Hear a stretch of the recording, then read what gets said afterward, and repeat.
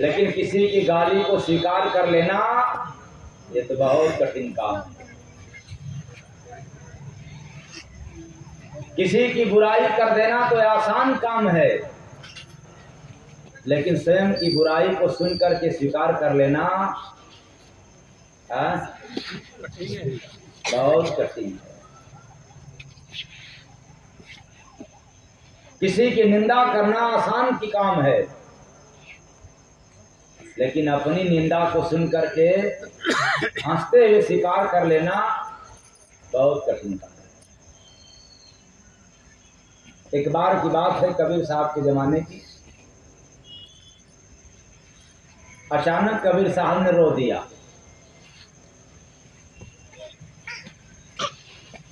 अपने ही पत्नी के सामने।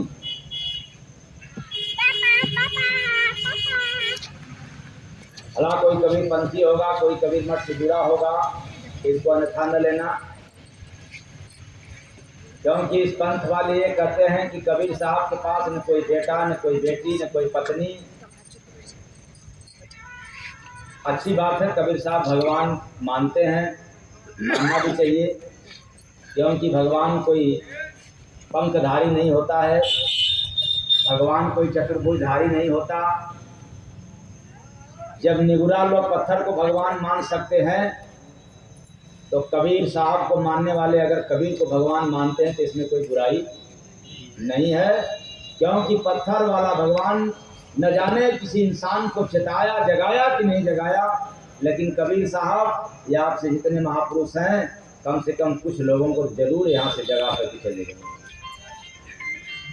तो भगवान मानते हैं, अच्छी बात है, लेकिन इतना भी अंधापन नहीं होना चाहिए कि उनके जीवनी को, उनके इतिहास को ही खा जाए। तो कबीर साहब ने अपने पत्नी के सामने रो दिया अचानक एक दिन, और उनकी पत्नी पूछ देती है कि आखिर आपको तकलीफ क्या हुआ, किस बात की कष्ट, क्योंकि आपको रोते हुए तो दिखता नहीं, और आज आपने रो रहे हैं। इधर तो कुछ नहीं दिखाई दे रहा है, कुछ सुनाई भी दे रहा है। क्या आपको किसी ने गाली दिया है, अपमानित किया है, या कुछ चुरा ले गया? तो कबीर साहब ने कहा कि नहीं, जितना भी कही हो इसमें से कुछ भी नहीं।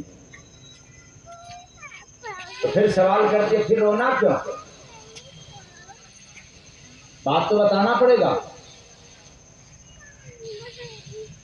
तो कबीर साहब ने कहा कि आज मेरा बहुत घाटा हो गया, जिंदगी में सबसे ज्यादा आज नुकसान हुआ। तो पत्नी कहती है कि नुकसान कैसा हुआ? अभी तो आपने कहा कि न चोरी हुआ,